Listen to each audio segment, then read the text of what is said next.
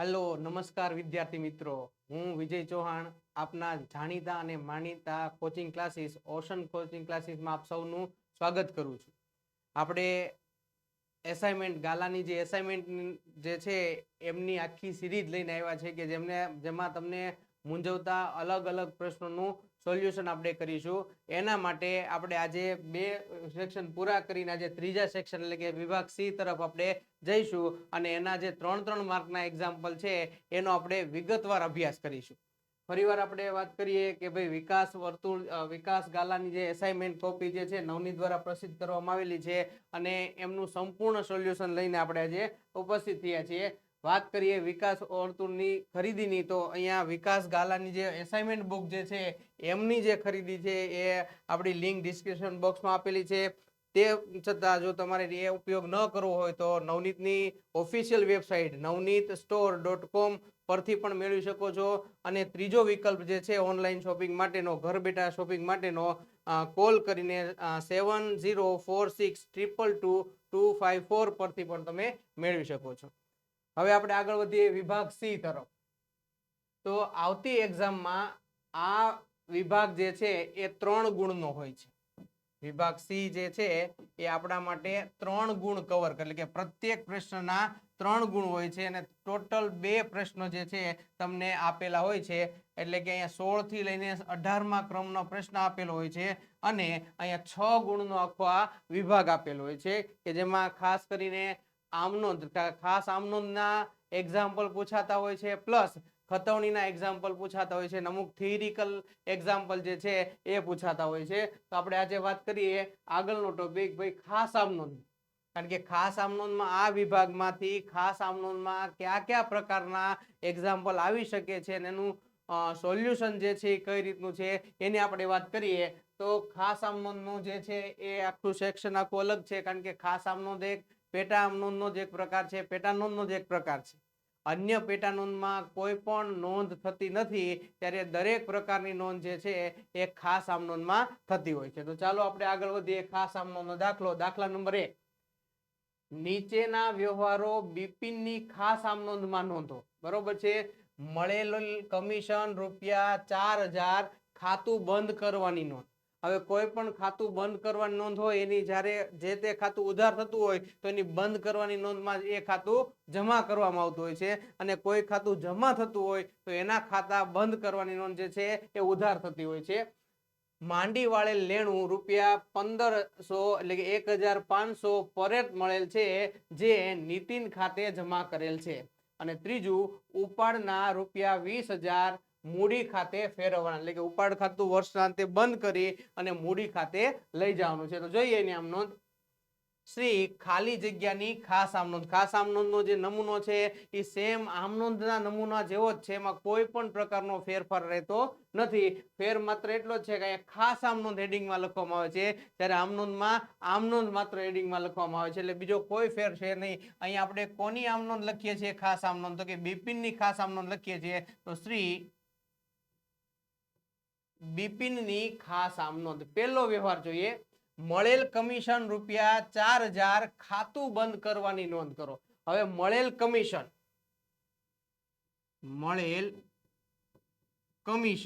એ આપણા માટે આવક છે ને આવકના દરેક ખાતા, આવક ખાતે હંમેશા જમા થતું હોય છે. આવકનું ખાતું હંમેશા જમા થતું હોય છે.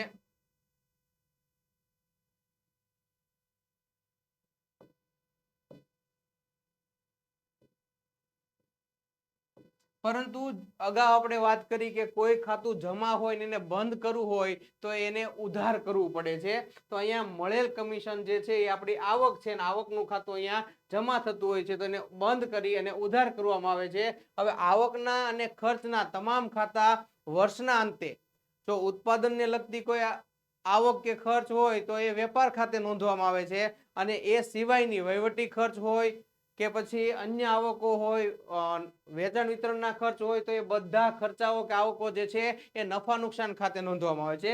એટલે જે ખાતું વેપાર ખાતાને અનુરૂપ હોય તો એની એક નોંધ વેપાર ખાતે કરવામાં ઉધાર કે જમા અસર આપવામાં આવે છે, અને નફા નુકસાન ને લગતો જો કોઈ ખર્ચ કે કોઈ આવક હોય તો એક અસર જે છે નફા નુકસાન ખાતાની ઉધાર બાજુ કે જમા બાજુ નોંધવામાં આવતી હોય છે. મળેલ કમિશન એટલે કે આપણો પહેલો વ્યવહાર થાય છે મળેલ કમિશન, ₹4000 ખાતું બંધ કરવાની નોંધ છે. એટલે મળેલ કમિશન ખાતે ઉધાર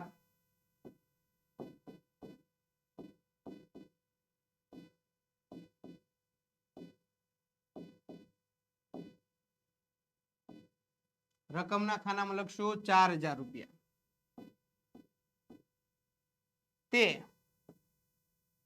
કમિશન મળ્યું છે, મળેલ કમિશન આવકનું ખાતું છે, ને આવકનું ખાતું બંધ કરી અને નફા નુકસાન ખાતાની જમા સાઈડ લઈ જશું. તે નફા નુકસાન ખાતે જમા 4000. વ્યવહારની ટૂંકી નોંધ આપણે બાબત જે તરીકે દર્શાવીએ તો બાબત જે એ લખાય ટૂંકમાં બાજે અને વંચાઈને બાબત જે. બાબત જે છે એ આપેલ વ્યવહારની ટૂંકી સમજૂતી છે, અને બાબત જે છે કોઈક પણ જગ્યાએ ફિક્સ હોતી નથી. તમને જે રીતે અનુકૂળ હોય એ રીતે બાબત જે તમે લખી શકો છો. પણ બાબત જે લખવામાં એ વસ્તુ ખાસ નોંધ લેવી જોઈએ કે બાબત જે છે વ્યવહારની ટૂંકી સમજૂતી આપવી જોઈએ, એટલે કે વ્યવહારની ટૂંકી સમજૂતી એના દ્વારા મળી જવી જોઈએ. મળેલ કમિશન ખાતું બંધ કર્યું.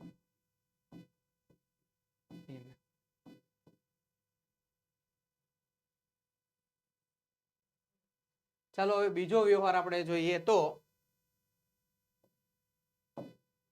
બીજો વ્યવહાર છે માંડી વાળેલા લેણા ₹1500 પરત મળેલ છે, જે નીતિન ખાતે જમા કરેલ છે. માંડી વાળેલ લેણું એટલે કે ઘાલખાત, બરોબર છે, એ પરત મળે ત્યારે ઘાલખાત પરત ખાતે ઉધાર નોંધ થતી હોય, ને એ પરત મળતા હોય એ રોકડ સ્વરૂપે મળતા હોય છે. એટલે ઘાલખાત પરત ખાતે ઉધાર તે રોકડ ખાતે જમા, કારણ કે એ રોકડ આવતી હોય છે. આ રીતે એની નોંધ થાય છે. પણ આપણે શું કર્યું છે, એને નીતિન ખાતે જમા કર્યા છે. એટલે કે આ ઘાલખાત નીતિનની હતી, તો જ્યારે ઘાલખાત વાળવામાં આવે છે, એટલે કે કોઈ પણ વ્યક્તિની ઘાલખાત માંડી વાળવામાં આવે છે, ત્યારે જે વ્યક્તિ કે જે આપણો દેવાદાર છે એમનું ખાતું એ સમયે બંધ કરી દેવામાં આવે છે.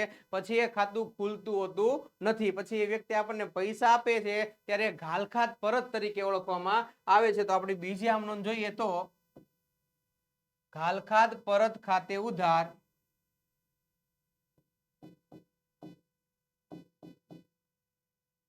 રોકડ આવે છે, એટલે રોકડ ખાતે ઉધાર, અહીંયા રોકડ આવે છે માટે રોકડ ખાતે ઉધાર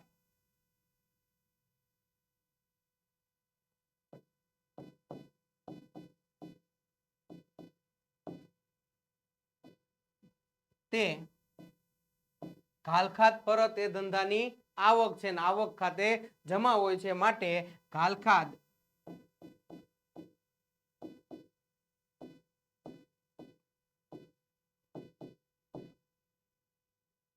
અને આપણે રકમના ખાનામાં લખીએ 1500.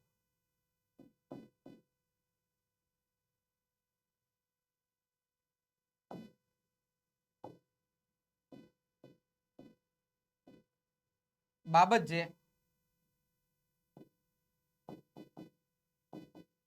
ઘાલખાત પરત મળી તેના.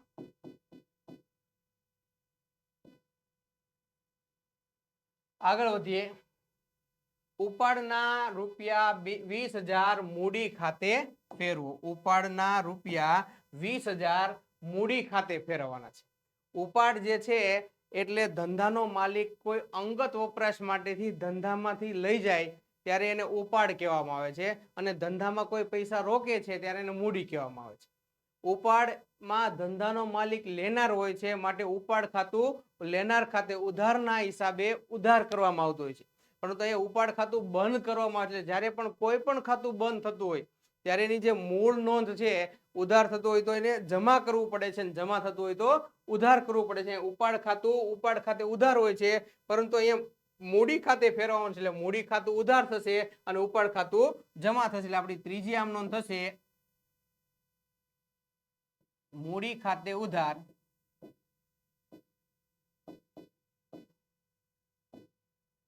તે ઉપાડ ખાતે જમા. રકમમાં લખશું 20,000 20,000.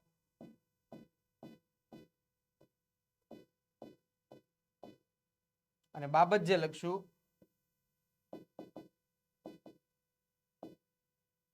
ઉપાડ ખાતું બંધ કરી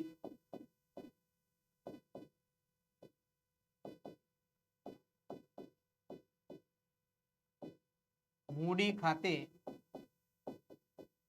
લઈ ગયા તેના. તો આ રીતે જે છે આપેલ દાખલાની નોંધ થશે. અહીંયા 3 માર્કનો પ્રશ્ન છે. દરેક આમ નોંધ સાચી આમ નોંધનો 1 ગુણ હોય છે. એક આમ નોંધમાં એક બાજુ સાચી લખી હોય તેનો અડધો ગુણ જે છે એ મળવાપાત્ર હોય છે. આગળના દાખલા તરફ જઈએ. નીચેના વ્યવહારો ચંપકલાલની ખાસ આમ નોંધમાં લખો. તો આપણે હવે આમ નોંધ લખવાની છે ચંપકલાલની આમ નોંધ. અહીંયા શ્રી ચંપકલાલની ખાસ આમ નોંધ, બરોબર છે. એમાં પહેલો વ્યવહાર આપેલો છે, આપેલ વટાવ ખાતાની બાકી ₹1,500 છે, ખાતું બંધ કરવાની નોંધ લખો. ખાતું બંધ કરવાની નોંધ. હવે જો તમામ પ્રકારના ખર્ચના ખાતા એ બંધ કરી અને કાં તો વેપાર ખાતે નોંધવામાં આવે છે અથવા તો એને નફા નુકસાન ખાતે એની નોંધ કરવામાં આવે છે. એટલે કે અહીંયા ખર્ચનું ખાતું હશે તો નફા નુકસાન ખાતે ઉધાર થશે અને ખાતું બંધ કરવા માટે જે તે ખાતું જમા થતું હોય છે. તો અહીંયા આપેલ વટાવ એ આપેલો વટાવ છે, ચૂકવેલો વટાવ છે, માટે ધંધા માટે ખર્ચ છે ને ખર્ચ ખાતું જે છે એ ઉધાર હોય છે, પણ ખાતું બંધ કરવા માટે એને શું કરવું પડે છે? જમા કરવું પડતું હોય છે. તો પહેલી આમ નોંધણી થશે નફા નુકસાન ખાતાની ઉધાર સાઈડ, એટલે કે નફા નુકસાન ખાતે ઉધાર. રકમના ખાનામાં લખીશું 1,500. તે કયું ખાતું બંધ કરવાનું છે? તો કે આપેલ વટાવ ખાતું બંધ કરવાનું છે. આપેલ વટાવ ખાતાની મૂળ અસર ઉધાર હોય છે, પણ બંધ કરવા માટે વિરુદ્ધની અસર એટલે જમા અસર આપશું. તે આપેલ વટાવ ખાતે જમા અને રકમના ખાનામાં લખશું 1,500. બાબત જે લખીએ એની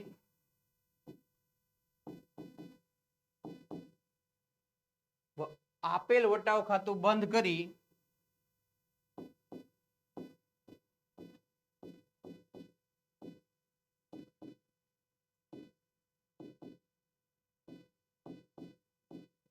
નફા નુકસાન ખાતે લઈ ગયા.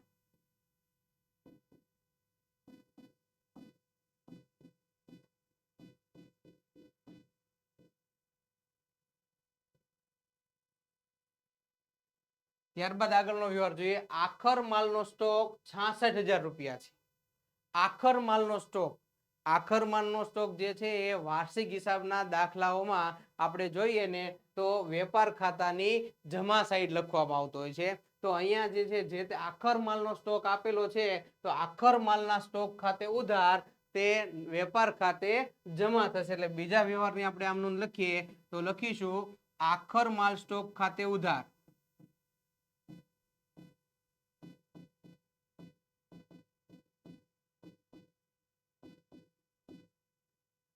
ઉધાર હંમેશા બિલકુલ છેડે લખવાનું છે, ખાસ ધ્યાન રાખજો. અહીંયા ઉધાર લખશો તો એ ચાલશે નહીં, બરોબર છે. એટલે ઉધારનો હંમેશા છેલ્લી લાઈનમાં લખવાનો હોય છે. ઉધાર 66,000 તે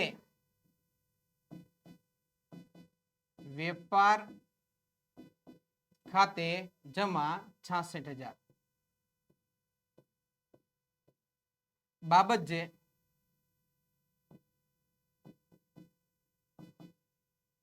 આખર માલ સ્ટોકની નોંધ કરી તેના. આખર માલ સ્ટોકની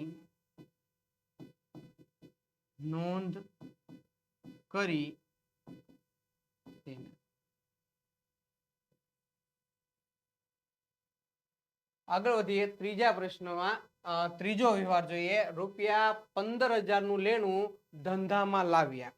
હવે ધંધામાં લાવ્યા, લેણું લાવશે કોણ? તો કે ધંધાનો માલિક જે કાંઈ પણ વસ્તુ ધંધામાં લાવે છે એને મૂડી તરીકે ઓળખશું અને મૂડી ખાતું જમા થશે. અહીંયા ફર્નિચર લાવતો હોય તો ફર્નિચર ખાતે ઉધાર થશે, માલ સ્ટોક લાવતો હોય તો માલ સ્ટોક ખાતે ઉધાર થશે, કોઈ પણ વસ્તુ રોકડ લાવતા હોય કે બેંક સિલેક્ટ લાવતા હોય તો જે તે ખાતે ઉધાર થશે અને મૂડી ખાતે જમા થશે. અહીંયા લેણું લાવે છે. લેણું એટલે કે અહીંયા ધંધાનો માલિક દેવાદારો, પોતાના અંગત દેવાદારો છે એ હવે ધંધાને સોંપી દે છે ને એ દેવાદારો પાસેથી ધંધો પૈસા વસૂલ કરશે.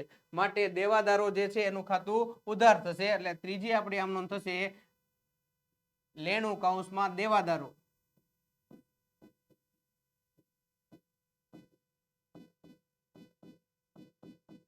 ખાતે ઉધાર. રકમના ખાનામાં લખીશું 15,000 રૂપિયા. તે ધંધાનો માલિક લાવે છે તો ધંધાનો માલિક જે કઈ વસ્તુ લાવતો એને મૂડી કહેવામાં આવે છે. તે મૂડી ખાતે જમા થશે અને રકમના ખાનામાં આવશે 15,000. બાબત જે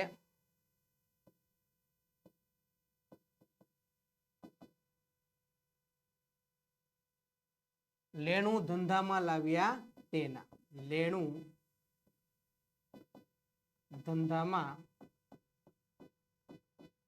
લાવ્યા તેના.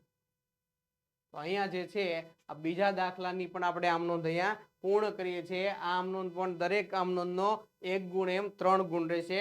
આગળના દાખલા તરફ જઈએ. નીચેના વ્યવહારોની હેમંતના ચોપડે ખાસ આમ નોંધ લખો. હવે આપણે આમ નોંધ લખવાની છે, હેમંતના ચોપડે આમ નોંધ લખવાની છે. માટે હેમંતની આમ નોંધ, ખાસ આમ નોંધ, હેમંતની ખાસ આમ નોંધ, તારીખ, વિગત, ખાતાવી પાના નંબર, ઉધાર અને જમા. સેમ આમ નોંધ નો નમૂનો આવશે. પહેલી વસ્તુ છે, પહેલો વ્યવહાર છે ₹18,000 પગારના ચૂકવવાના બાકી છે. બરોબર છે, જે ચૂકવા નથી પણ ચૂકવવાના બાકી છે. એક પ્રકારનું આપણું દેવું ઊભું થાય છે. એટલે કે જેને પગાર ચૂકવવાનું છે આપણો લેણદાર થશે, કારણ કે એટલી રકમ આપણી પાસે માંગશે. પગાર એ ધંધાનો ખર્ચ છે તો પગાર ખાતે ઉધાર, તે ચૂકવવાના બાકી પગાર ખાતે જમા. તો આપણે આ પહેલી આમ નોંધ આ મુજબ થશે. પગાર ખાતે ઉધાર, રકમના ખાનામાં લખશું 18,000 રૂપિયા. તે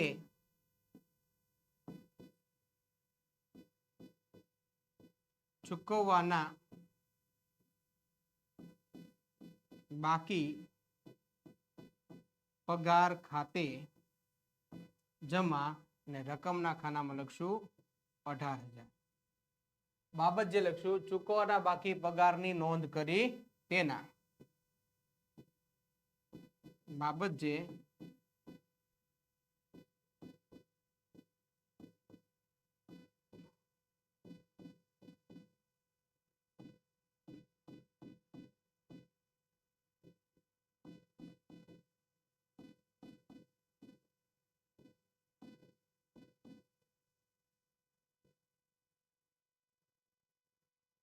આગળ વધીએ. બીજો વ્યવહાર જોઈએ.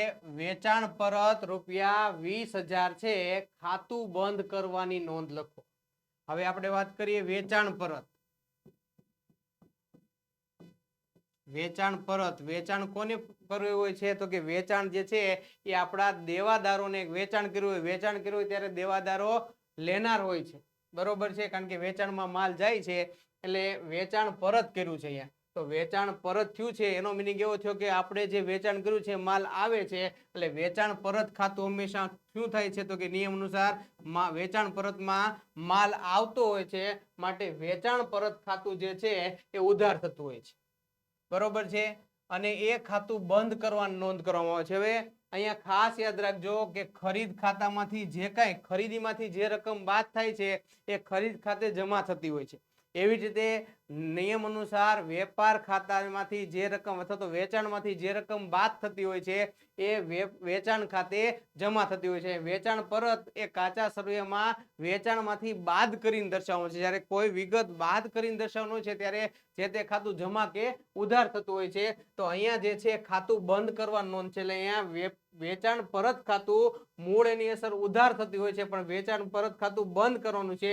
તો એ જમા થતું હોય છે અને વેપાર ખાતું જે છે તો વેચાણ ખાતું જે છે એ ઉધાર થતું હોય છે તો અહીંયા બીજી આમ નોંધ આપણી થશે વેપાર વેચાણ ખાતે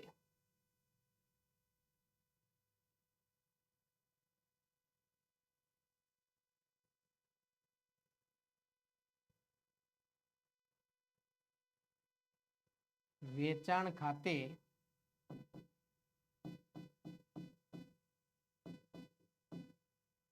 ઉધાર રકમના ખાનામાં લખશું 12,000 રૂપિયા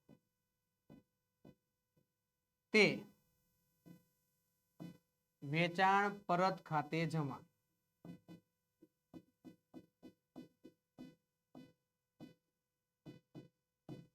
રકમના ખાનામાં લખીશું 12,000 બાબત છે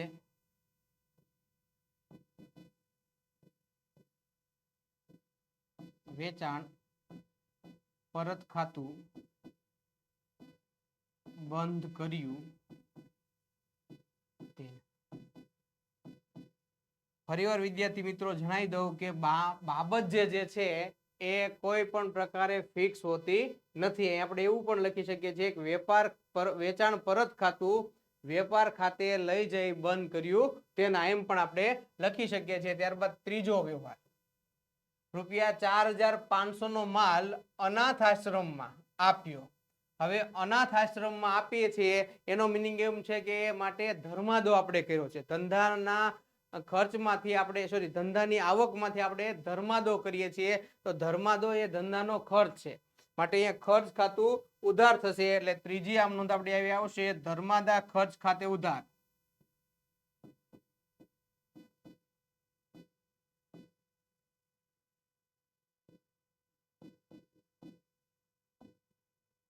રકમના ખાનામાં લખશું 4,500 તે જમા કોની સાઈડ કરશું તો કે પેલા 2017 પહેલા ધર્માદામાં ગયેલ માલ ખાતું જમા થતું હતું કારણ કે માલની અન્ય રીતે જાવક જે છે જમા દર્શાવવામાં આવતી હતી પરંતુ હવે માલની અન્ય રીતે જે જાવક છે એ 2017 ના સુધારા પછી ખરીદ ખાતામાંથી બાદ કરવામાં આવતી હોય છે માટે ખરીદ ખાતું એટલી રકમ માઇનસ થતી હોય છે તો ખરીદ ખાતે જમા થશે તે ખરીદ ખાતે જમા અને રકમમાં લખશું 4,500 બાબત જે ધર્માદામાં અનાથ આશ્રમમાં માલ આપ્યો તેના બરોબર છે બાબત જે માલ અનાથ આશ્રમમાં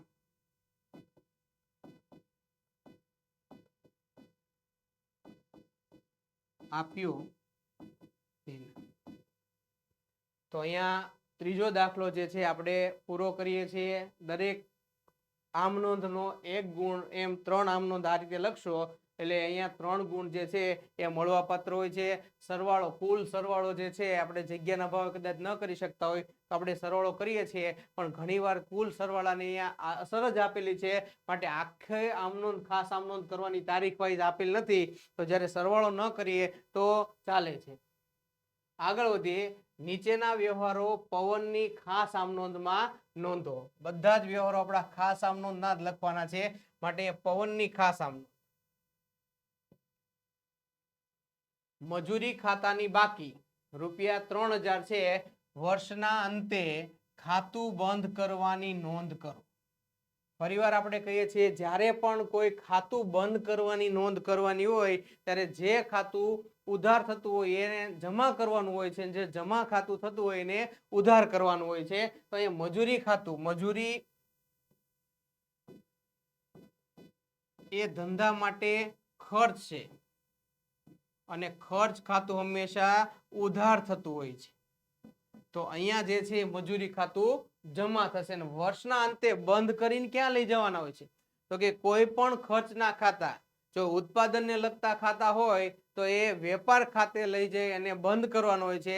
જ્યારે અન્ય ખર્ચા એટલે કે વહીવટી ખર્ચા હોય, નાણાકીય ખર્ચા હોય, વેચાણ વિતરણના ખર્ચા હોય તો આ બધા ખર્ચાઓ નફા નુકસાન ખાતે લઈ જઈ બંધ કરવાનું હોય છે. તો અહીંયા ખાતું બંધ કરવાનું છે માટે મજૂરી ખાતું અહીંયા ઉધારના બદલે જમા થઈ જશે. તો ઉધાર કયું ખાતું થશે? તો કે મજૂરી એ ઉત્પાદનને લગતો ખર્ચો છે અને ઉત્પાદનને લગતા તમામ ખર્ચના ખાતાઓ જે બંધ કરી અને વેપાર ખાતે લઈ જવામાં આવતા હોવાથી અહીંયા આપણે આમ નોંધ થશે વેપાર ખાતે ઉધાર તે મજૂરી ખાતે જમા. બરોબર છે. અને રકમના ખાનામાં આપણે લખશું 3000 3000.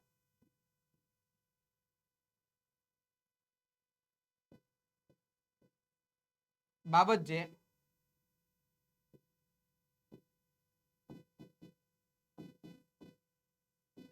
મજૂરી નું ખાતું બંધ કરી વેપાર ખાતે લઈ ગયા.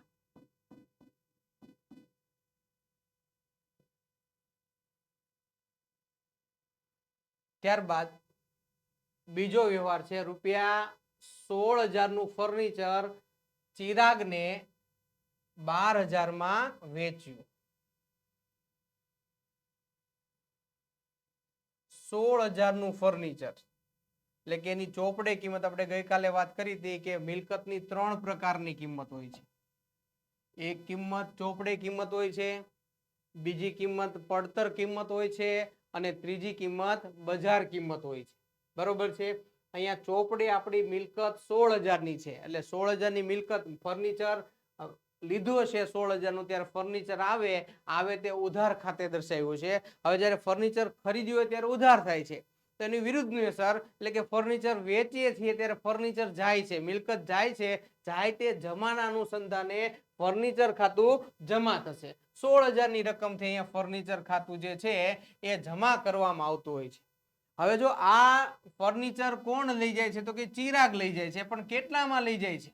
તો કે આ ફર્નિચર 12,000 માં લઈ જાય છે. તો ચિરાગ જે છે એ લેનાર છે અને વ્યક્તિના ખાતાના નિયમ મુજબ લેનાર ખાતે ઉધાર એટલે ચિરાગનું ખાતું ઉધાર આવશે 12,000 થી. હવે આપણું ફર્નિચર 16,000 નું છે, ચિરાગ જે છે એના 12,000 ચૂકવે છે તો બાકીના એટલે કે 4,000 રૂપિયા જે છે એ ફર્નિચર વેચતા ખોટ થાય છે એટલે કે ફર્નિચર વેચાણની ખોટ ખાતે લઈ જશું. તો આપણો આ રીતે આપણે આમ નોંધ આ રીતે થશે. પેલું આવશે ફર્નિચર જાય છે, ચિરાગ લેનાર છે એટલે કે ચિરાગ ખાતે ઉધાર.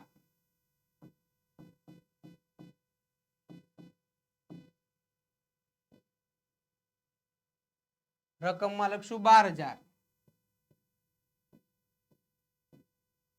ફર્નિચર વેચાણનું નુકસાન થયું છે. કેટલું નુકસાન થયું છે? તો કે વેચ્યું છે 16,000 નું છે અને 12,000 રૂપિયામાં વેચ્યું છે. એનો મિનિંગ એવો છે કે 4,000 નું નુકસાન છે. નુકસાન ખાતું હંમેશા ઉધાર થાય. ફર્નિચર વેચાણ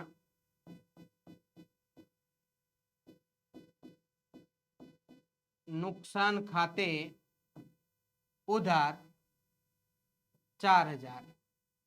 હવે આપણું ફર્નિચર વેચી નાખ્યું માટે ફર્નિચર ધંધામાંથી જાય છે. ફર્નિચરને મિલકત માલ મિલકતનો નિયમ લાગુ પડે જાય ત્યારે જમાના હિસાબ પ્રમાણે તે ફર્નિચર ખાતે જમા અને અહીંયા આવશે 16,000 રૂપિયા. બાબત જે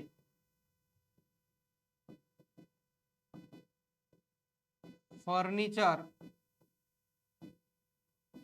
વેચ્યું તેના. તો ફરીવાર મિત્રો કહી દઈએ આપણે કે ભાઈ બાબત જે છે એ વ્યવહારની ટૂંકી સમજૂતી આપે છે. એમાં કોઈ પણ પ્રકારનું ફિક્સેશન હોતું નથી કે કોઈ ઢાંચો જે છે હોતો નથી. એ માત્ર ટૂંકી સમજૂતી મળે એ રીતે જે છે એની માહિતી આપવાની હોય છે. અને આ દાખલાનો છેલ્લો અને ત્રીજો વ્યવહાર જોઈએ તો ₹4,000 નો માલ નમૂના તરીકે વેચ્યો. હવે નમૂના તરીકે કોઈ માલ વેચીએ છીએ, શું કામ વેચીએ છીએ? તો કે નમૂના તરીકે વેપારી જ્યારે માલ વેચે છે ત્યારે એનો એક જ હેતુ હોય છે, જાહેરાત કરવાનો હેતુ હોય છે. એક જ હેતુ હોય છે, એ જાહેરાત કરવાનો હેતુ હોય છે. તો અહીંયા નમૂના તરીકે જે માલ વેચીએ છીએ તો એનો મીનિંગ એવો છે કે એટલો એને જાહેરાત ખર્ચ કર્યો છે. તો અહીંયા 4,000 નો જાહેરાત ખર્ચ કરે છે. હવે નમૂના તરીકે અન્ય રીતે ગયેલ માલ જે છે એ બધા જ અન્ય રીતે ગયેલ માલ ખરીદીમાંથી બાદ કરવામાં આવે છે. તો ખરીદ ખાતે જમા કરીશું તો આપણી આમ નોંધ આ મુજબ થશે, જાહેરાત ખર્ચ ખાતે ઉધાર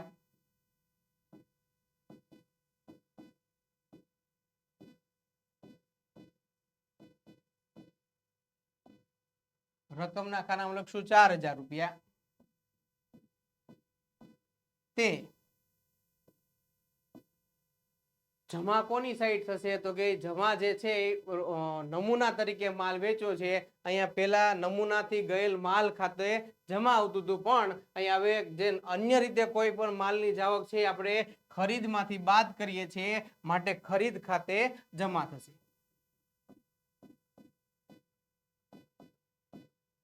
અને રકમના ખાનામાં આવશે 4. તો અહીંયા જે છે આપણો ચોથો દાખલો પણ આ રીતે પૂરો થાય છે. હવે આગળનો દાખલો જોઈએ. નીચેના વ્યવહારોની વિરલની ખાસ આમ નોંધ લખો.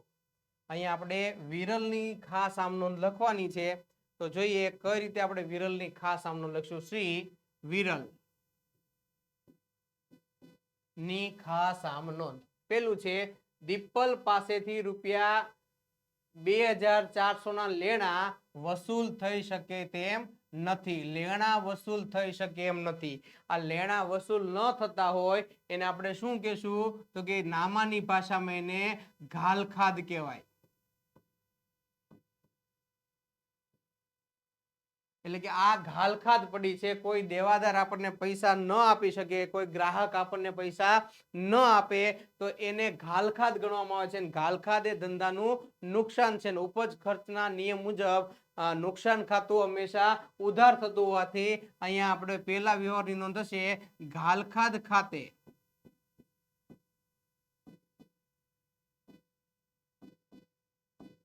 ઉધાર રકમના ખાનામાં 2,400. હવે એક ખાતું ઉધાર થઈ ગયું તો બીજું ખાતું દ્વિનોંધી નામા પદ્ધતિ પ્રમાણે જમા થવું જોઈએ. તો હવે જોઈએ તો દીપલ આપનાર છે, બરોબર છે. એટલે કે જ્યારે દીપલ જે છે આપણી પાસેથી માલ ખરીદી કરી ગયા હોય ત્યારે લેનાર થશે. અહીંયા એને ઘાલખાદ આપણને આપી છે, નુકસાન આપ્યું છે. દીપલ આપણે આપનાર છે, માટે દીપલ ખાતે જમા થશે. તે દીપલ ખાતે જમા અને રકમના ખાનામાં લખશું 2,400. બાબત જેમાં લખીશું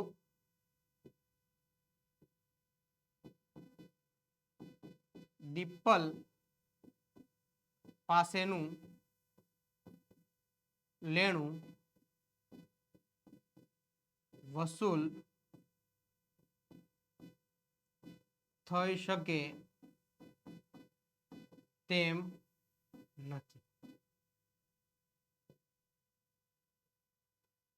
આગળ વધીએ. અંગત વપરાશ માટે ₹9,000 નો માલ લઈ ગયા. હવે અંગત વપરાશ, ધંધાનો માલિક પોતાના અંગત વપરાશ માટે કોઈ માલ લઈ જતો હોય છે ત્યારે એ અંગત વપરાશ ને ઉપાડ તરીકે ઓળખવામાં આવે છે. આ ઉપાડમાં ધંધાનો માલિક લેનાર હોય છે અને વ્યક્તિના નિયમ મુજબ લેનાર ખાતું ઉધાર થતું હોય છે.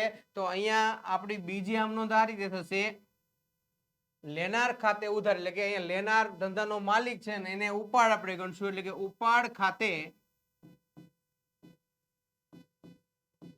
ઉધાર રકમના ખાનામાં આપણે લખશું 9000 રૂપિયા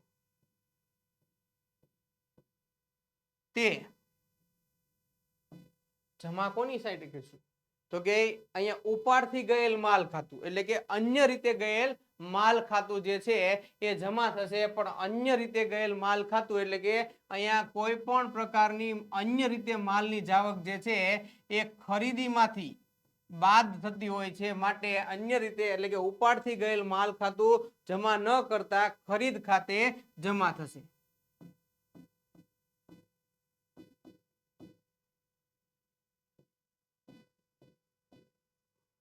બાબત છે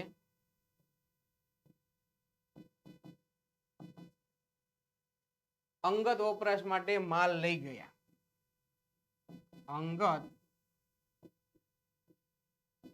વપરાશ માટે માલ લઈ ગયા બાબત જે તરીકે ઉપાડ કર્યો તેના એમ પણ આપણે લખી શકીએ છીએ ત્રીજો પ્રશ્ન આપણો છે કમલને ચૂકવેલ પગારના 12000 કમલ ખાતે ઉધારેલ છે હવે નામાના સિદ્ધાંત મુજબ કમલ જે છે એ ધંધાનો કર્મચારી છે અને ધંધાના કર્મચારીને પગાર પેટે આપણે ચૂકવતા હોય તો પગાર ખાતું અસર થાય છે કર્મચારીને કમિશન ચૂકવીએ છીએ તો કમિશન ખાતું જે છે એ અસર પામતું હોય છે અહીં એનું પોતાનું કોઈ ખાતું જે છે અસર પામતું હોતું નથી કમલને ચૂકવેલ છે પગારના એટલે કે પગાર જે છે એ ધંધાનો ખર્ચ છે એટલે પગાર ખાતે ઉધાર તે રોકડ જતી હોય છે તો બેંક દ્વારા અપાતો હોય છે તો બેંક અથવા તો રોકડ ખાતે જમા થતું હોય છે પણ અહીંયા કમલ ખાતે ઉધાર કર્યું છે જ્યારે ભૂલ સુધારણામાં આપણે શીખ્યા કે કોઈ પણ ખાતું ભૂલથી ઉધાર થયું હોય તો એને જમા કરી દેવામાં આવે છે અને જે સાચું ખાતું આપેલું છે એની સાચી હજાર આપવામાં આવતી હોય છે તો અહીંયા જે છે એ પગાર ખાતે ઉધાર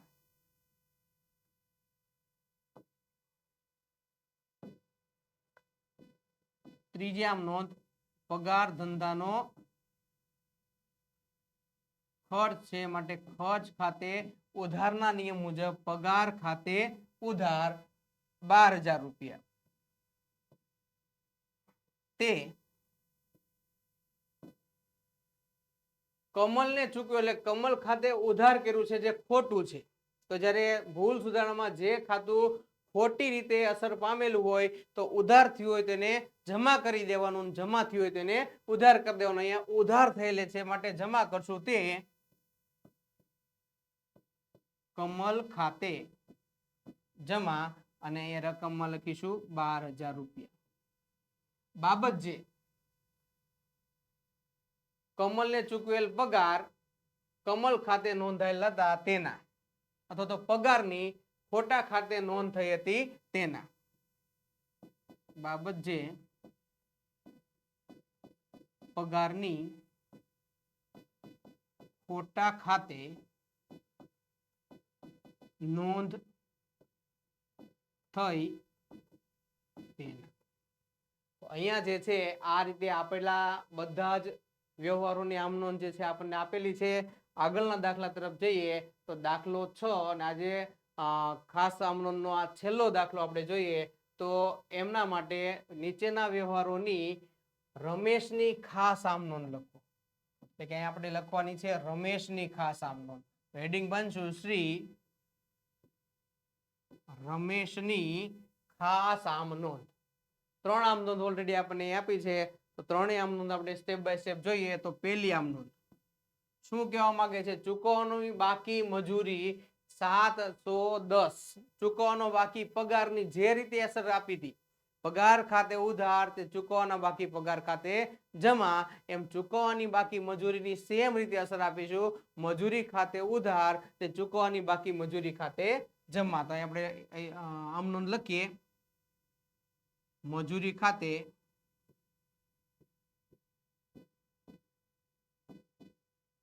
ઉધાર રકમના ખાનામાં લખશું 710 રૂપિયા.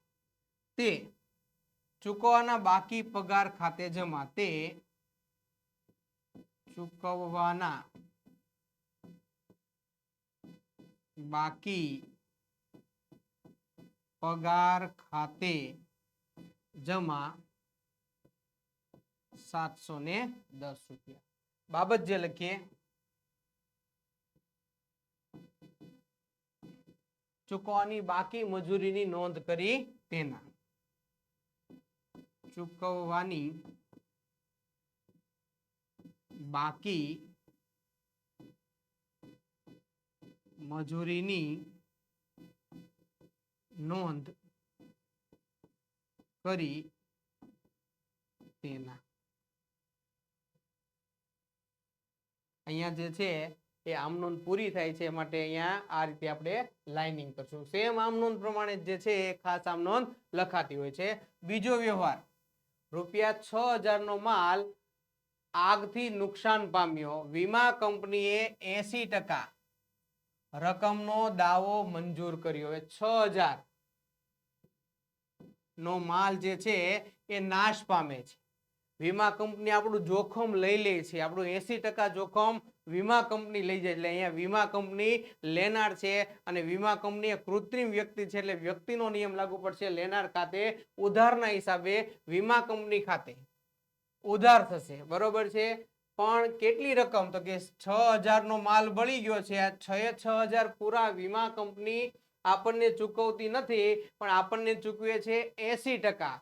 એટલે કે બાકીનો 20% જે છે એ આપણને આગથી થયેલ નુકસાન, આપણું નુકસાન થશે 20%. તો 20% લેખે 1200 રૂપિયા જે છે એ આપણું નુકસાન થાય છે અને 4800 રૂપિયા એ આપણને વીમા કંપની તરફથી મળે છે. માટે અહીંયા વીમા કંપની આપણા માટે જોખમ લેનાર સાબિત થાય છે. તો લેનાર ખાતે ઉધારના હિસાબે આપણી બીજી આમ નોંધ થશે વીમા કંપની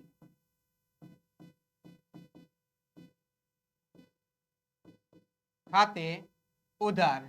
કેટલું જોખમ એ હસ્તગત કરે છે, કેટલું જોખમ આપણા વતી લઈ જાય છે, લેનાર સાબિત થાય તો 4800 થાય. રકમના ખાનામાં લખશું 4800. બાકીનું નુકસાન થાય છે કારણ કે 6000 નો માલ જાય છે. માલ જાય તો જમા થાય. બરોબર છે. 6000 નો માલ આપણે જમા કરવો પડતો હોય છે પણ અહીંયા આપણે ઉધાર કર્યો છે 4800 તો હજી 1200 રૂપિયા. તો 1200 રૂપિયા જે છે આગથી થયેલ નુકસાન ખાતે. તો અહીંયા આવશે આગથી થયેલ નુકસાન ખાતે ઉધાર 1200. કારણ કે ચોખ્ખું નુકસાન થયું. આ નુકસાન વીમા કંપની ભરપાઈ કરતી નથી. તે આગથી બળી ગયો માલ. હવે માલની અન્ય રીતે જાવક છે. માલની અન્ય રીતે કોઈ જાવક હોય તો આપણે અગાઉના વ્યવહારમાં પણ જોયું છે કે માલની અન્ય રીતે જાવક થાય એ આપણે ખરીદીમાંથી બાદ કરીએ છીએ. નવા નિયમ મુજબ આપણે ખરીદ ખાતું બાદ કરીએ છીએ એટલે એને સમયે ખરીદ ખાતું જમા થતું હોય છે. તો તે ખરીદ ખાતે જમા થશે અને રકમમાં પૂરેપૂરી રકમ એટલે કે 6000 રૂપિયા આવશે. બાબત જે લખીએ માલ આગથી બળી ગયો 80% દાવો વીમા કંપનીએ મંજૂર કર્યો. માલ આગથી બળી ગયો જેનો 80% દાવો વીમા કંપનીએ મંજૂર કર્યો.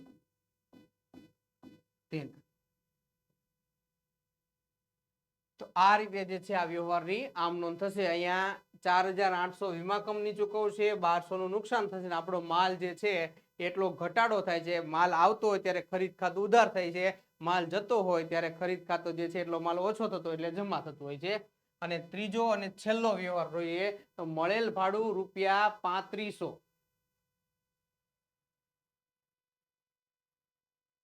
મળેલ ભાડું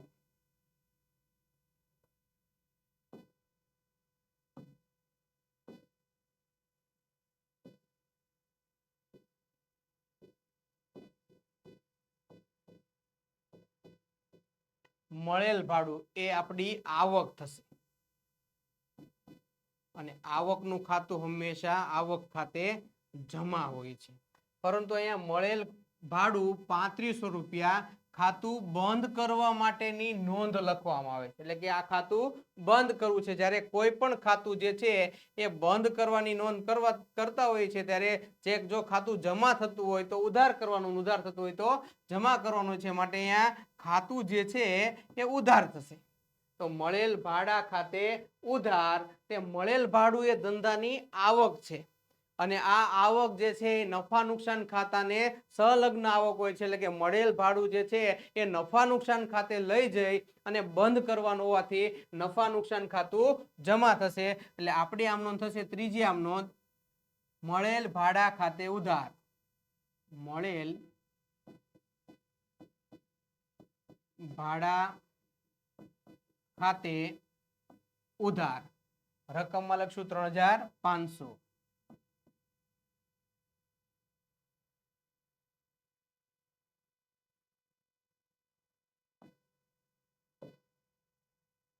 તે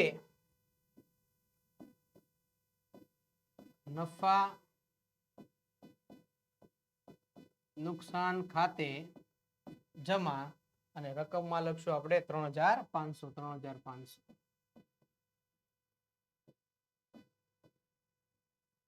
બાબત જે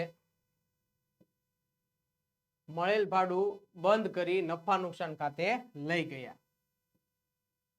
બાબત જે મળેલ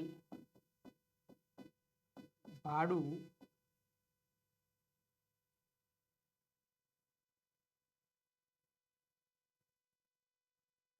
મળેલ ભાડા ખાતું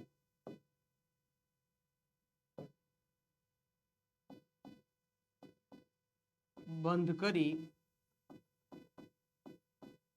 નફા નુકસાન ખાતે લઈ ગયા. બરોબર છે. તો અહીંયા આ છઠ્ઠો જે દાખલો જે છે એ આપણે પૂર્ણ કરીએ છીએ. આગળ વધીએ હવે ચેપ્ટર બદલાય છે, બરોબર છે, એટલે કે હવે ખાસ આમ નોંધમાંથી 8મું ચેપ્ટર, તો હવે 9મા ચેપ્ટરના દાખલા સી સેક્શનમાં કયા ટાઈપના પૂછાઈ શકે છે એમની આપણે વાત કરીએ. તો નીચેની ખરીદ નોંધ પરથી ખાતા વહીમાં જરૂરી બધા જ ખાતા ખોલી માત્ર ખતવણી કરો, બરોબર છે. ખાતું બંધ નથી કરવાનું, ખાતાની બાકી જે છે એ પણ નથી કાઢવાની, માત્ર ખતવણી કરવાની છે. તો કેમ ખતવણી થાય છે એ જોઈએ. તો આપણું પહેલું ખાતું છે, આપણી પહેલી રકમ છે ભગવતી સ્ટોર્સની ખરીદ નોંધ.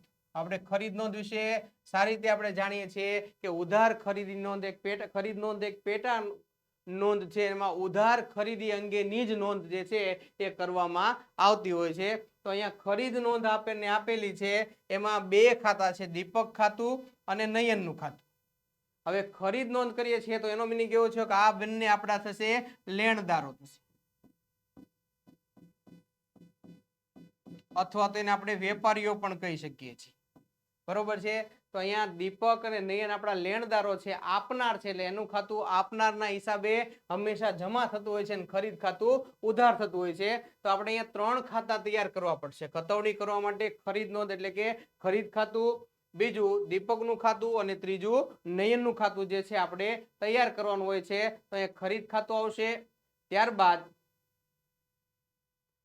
દીપકનું ખાતું અને નયનનું ખાતું આ રીતે આપણે તૈયાર કરશું અને એના અનુરૂપ જે છે એ આપણે એની નોંધ લખીશું. સૌથી પહેલા તો કુલ ખરીદી, કુલ ઉધાર ખરીદી આપણને કેટલી આપેલી છે તો કે 15,600 આપેલી છે. ખરીદ ખાતે હંમેશા માલ આવે તે ઉધાર થાય, માટે અહીંયા આપણે લખશું તારીખ જે છે આપણને આપી છે એ તારીખ અહીંયા આપણે લખીશું નહીં, કારણ કે ફિક્સ તારીખ નથી, અલગ અલગ તારીખ જે છે આપણને આપેલી છે, માટે તારીખના ખાનામાં આપણે નહીં લખીએ કશું. લખવું હોય તો 2024 એપ્રિલ લખી શકાય છે, પણ અહીંયા આપણે લખશું પરચુરણ ખરીદી કરીએ છીએ આપણા લેણદારો, એટલે કે પરચુરણ લેણદારો ખાતે. ખરીદમાં માલ આવે છે, આવે ત્યારે ઉધાર થશે. ખરીદ ખાતે કુલ રકમથી ખરીદ ખાતું ઉધાર થતું હોય છે, એટલે અહીંયા આવશે 15,600, બરોબર છે, ખાતું બંધ કરવાનું નથી. તો આ ખરીદ ખાતાની ખતવણી થઈ ગઈ છે. હવે દીપક ખાતું, દીપક અને નયન આપણા વેપારીઓ છે, આપણને માલ આપે છે એટલે આપનાર થશે. તો માલ આવે છે આપણી પાસે, બરોબર છે. આપણી ખરીદી છે, આ લોકો આપણા વેપારીઓ લેણદારો છે આપનાર છે, ને આ બંનેના ખાતા જે છે એ જમા થશે. દીપક જે છે એ આપણને 9,600 રૂપિયા આપે છે. તો અહીંયા દીપકનું ખાતું 9,600 રૂપિયા થી આપનાર છે એના હિસાબે આપણે જમા કરશું.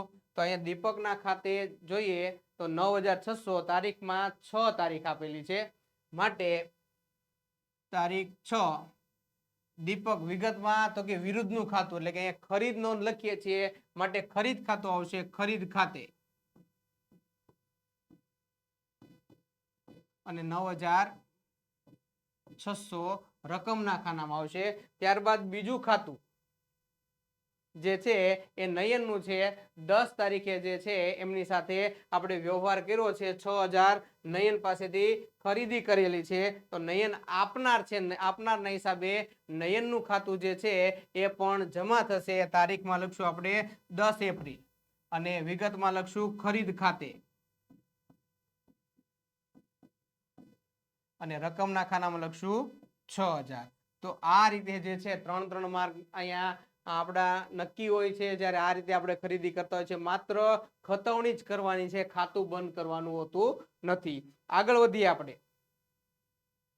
બીજો દાખલો, નીચે આપેલ અલકાની માલ પરત ઉધાર નોંધ, માલ પરત ઉધાર નોંધ, બરોબર છે, એટલે કે ઉધાર થયેલ માલ પરત એટલે કે ખરીદ પરત નોંધ, બરોબર છે.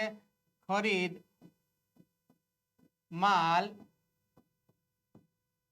પરત નોંધ કરવામાં, કારણ કે માલ પરત ઉધાર નોંધ એનો મિનિંગ એવો થયો કે ઉધાર કરેલો માલ પરત થાય છે. એટલે એનો મિનિંગ એવો થયો ખરીદી હંમેશા ખરીદ ખાતે ઉધાર હોય છે. તો ઉધાર માલ પરત કયો કે માલ પરત ઉધાર નોંધ કયો, બધું એક જ થશે. અહીંયા બે વેપારીના નામ આપ્યા છે એટલે કે જેની પાસેથી આપણે ખરીદી કરીએ છીએ એ આપણા વેપારીઓ પણ થશે અને બીજા શબ્દોમાં કેવું હોય તો આપણા લેણદારો પણ થશે, કારણ કે આપણે અહીંયા ખરીદ પરત કરીએ છીએ. હવે જો ખરીદી કરીએ છીએ ત્યારે માલ આવે છે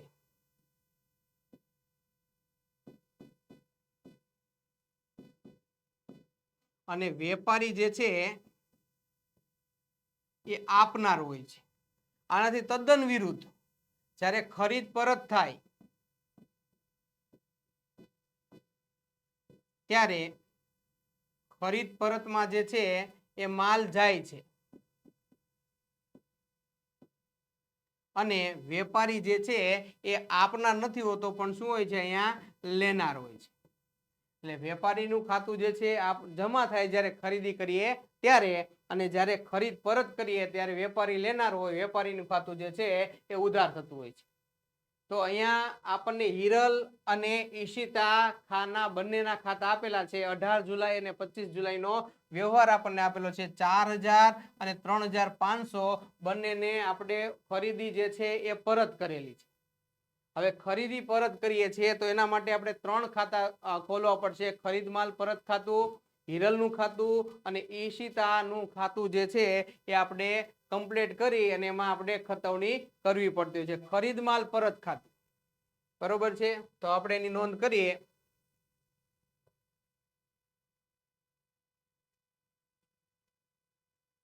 તો અહીંયા કુલ ખરીદ પરત કેટલી છે? ખરીદ પરતમાં માલ જે છે એ જાય છે માટે જમા હોય છે. એટલે અહીંયા કુલ પરચુરણ પરત ખરીદી, અહીંયા આપણે લખશું તારીખમાં જુલાઈ 2024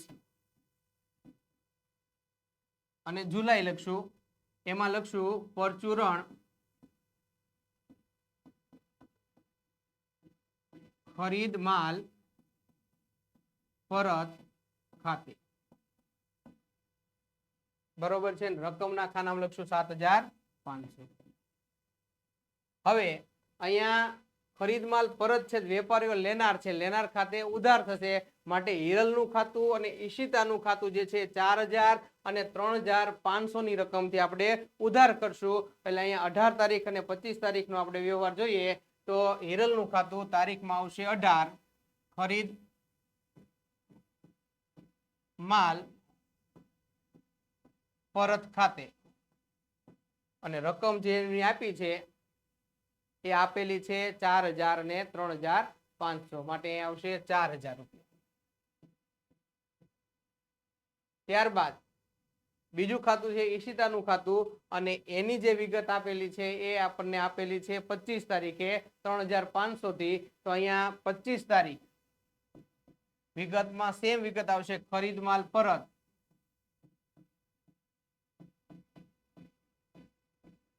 ખાતે અને રકમમાં આવશે 3000. બરોબર છે.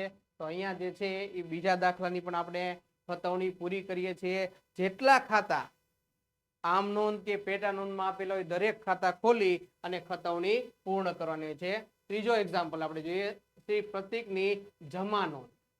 હવે જમા નોંધ ને બીજા શબ્દોમાં કેવું હોય તો જમા નોંધ એટલે એનો મિનિંગ થશે આપનાર છે. જમા નોંધમાં વેપારી આપનાર હોય છે. ક્યારે આપનાર હોય છે તો ખરીદી કરીએ ત્યારે આપનાર હોય છે, માટે અહીંયા ખરીદ નોંધ આવશે. જમા નોંધ ને બીજા શબ્દોમાં કહીએ તો ખરીદ નોંધ થશે. એનો દાખલો જોઈએ, પ્રતીકની જમા નોંધ જાન્યુઆરી 18-25 આપેલી સુનિલ અને વિનોદ ખાતે. અહીંયા જે છે એ આપણી ખરીદી થઈ છે, એટલે કે સુનિલ પાસેથી ખરીદી થઈ છે અને ખરીદી થતી હોય ત્યારે આવક એટલે કે બિલ નંબર મળતો હોય છે અને ખરીદી હંમેશા વેપારીઓ પાસે થાય. એટલે ઘણીવાર જમા નોંધમાં ખ્યાલ ન આવે તો એનો બીજો રસ્તો છે કે વેપારી નું આવે. વેપારી ક્યારે આવશે તો કે એની પાસેથી આપણે ખરીદી કરીએ છીએ તો એ ખરીદ નોંધ થશે. અને જો અહીં ગ્રાહક આવશે તો ગ્રાહક આપણે વેચાણ કર્યું એટલે ગ્રાહક લેનાર હોય, આપણે ગ્રાહકને વેચાણ કર્યું હોય માટે વેચાણ નોંધ થશે અને વેચાણ નોંધ ને ઉધાર નોંધ તરીકે આવશે. ઘણીવાર વિદ્યાર્થીઓ અટવાતા હોય છે કે જમા નોંધ એટલે શું.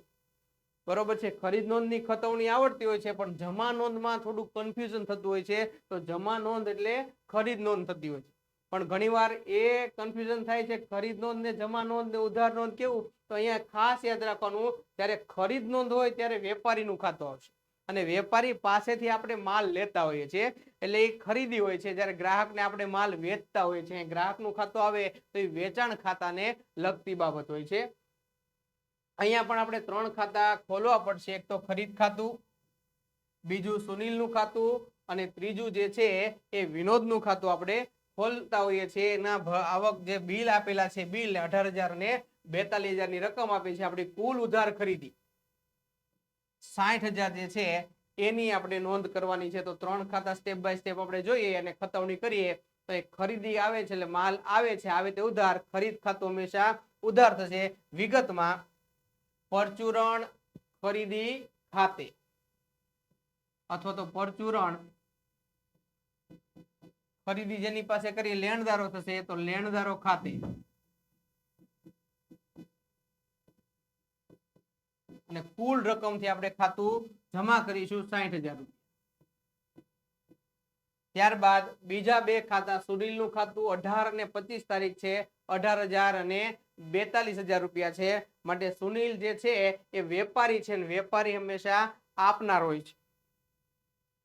વેપારી જે છે એ આપનાર હોય છે અને આપનારનું ખાતું હંમેશા જમા થતું હોય છે.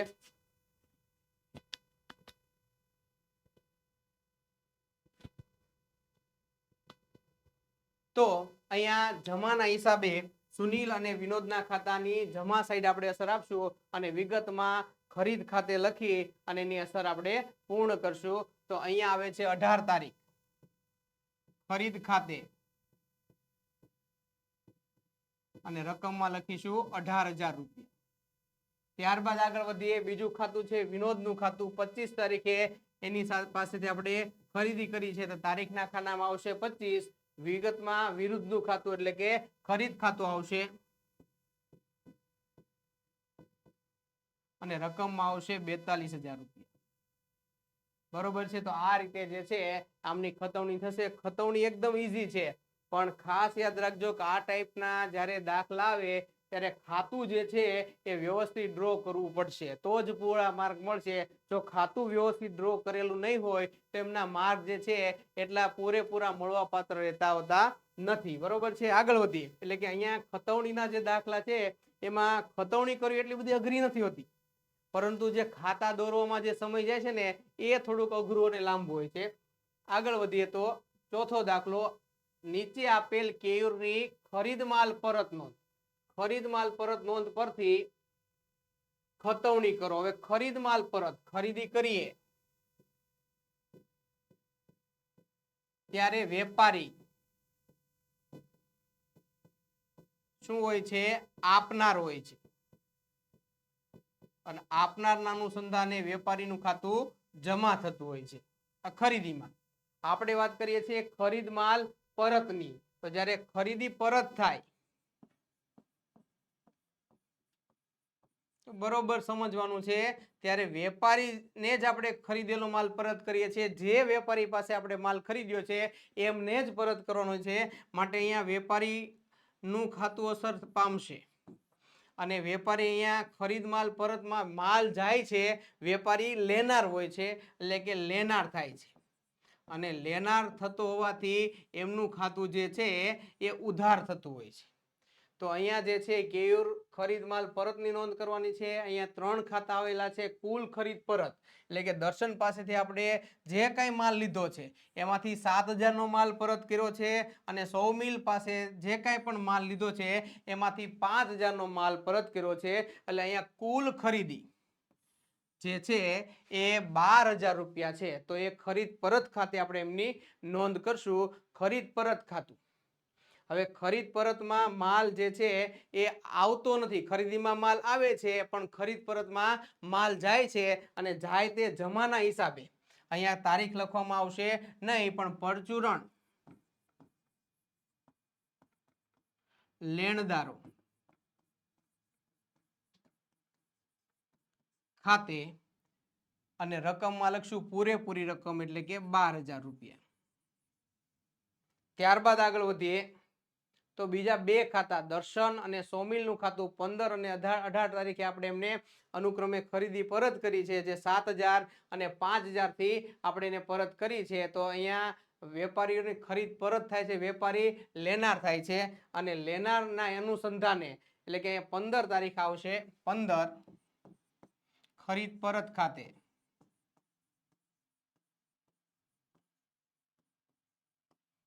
અને રકમનું ખાનું જોઈએ તો રકમ જે છે એને 7000 આપણે પરત કરીએ છીએ, માટે રકમના ખાનામાં આવશે 7000 રૂપિયા। અને ત્યારબાદ આગળનો એક વેપારી જે છે કે જે સૌમિલ છે એમને પણ આપણે પરત કરીએ છીએ, અને એ પરત 18 તારીખે કરીએ છીએ, અને 5000 જે છે આપણે એને પરત કરતા હોઈએ છીએ, માટે તારીખ આવશે 18। સેમ વસ્તુ આવશે, વેપારીના ખાતામાં વિગત સેમ આવશે, ખરીદ પરત ખાતે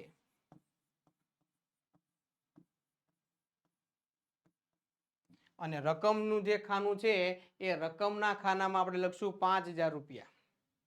તો અહીંયા આવશે 5000 રૂપિયા, બરોબર છે। તો આ રીતે જે છે એ ખરીદ ખાતાની નોંધ એટલે કે અહીંયા ખરીદ પરત ખાતાની જે છે ખતવણી પૂરી કરીએ છીએ આપણે।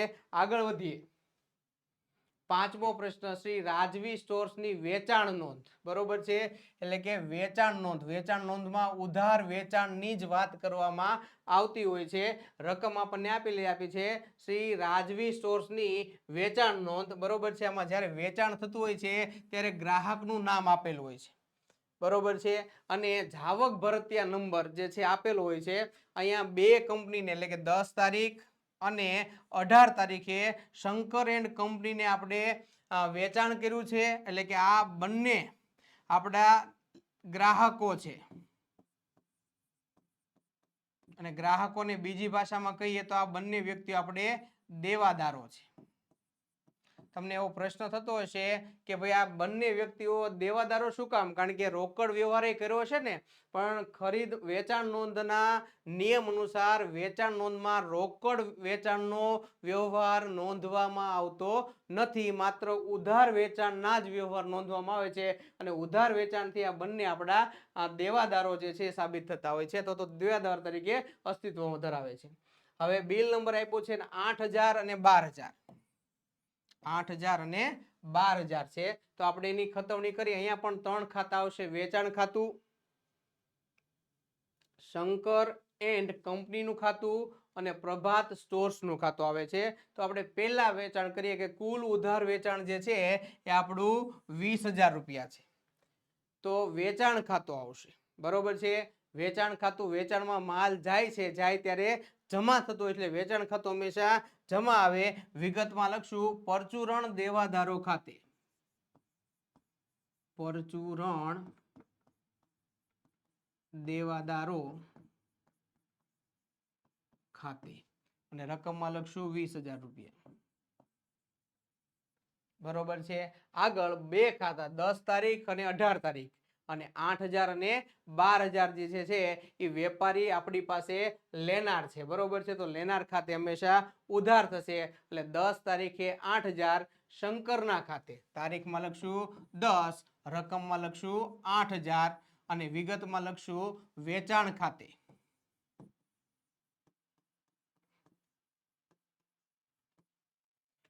ત્યારબાદ આપણે જોઈએ તો 18 તારીખે પ્રભાત સ્ટોર ને 12,000 નો માલ વેચેલો છે, માટે પ્રભાત સ્ટોર લેનાર છે, લેનાર ખાતે ઉધારના હિસાબે તારીખ 18 આવશે વેચાણ ખાતે, અને રકમમાં આપણે જે લખીશું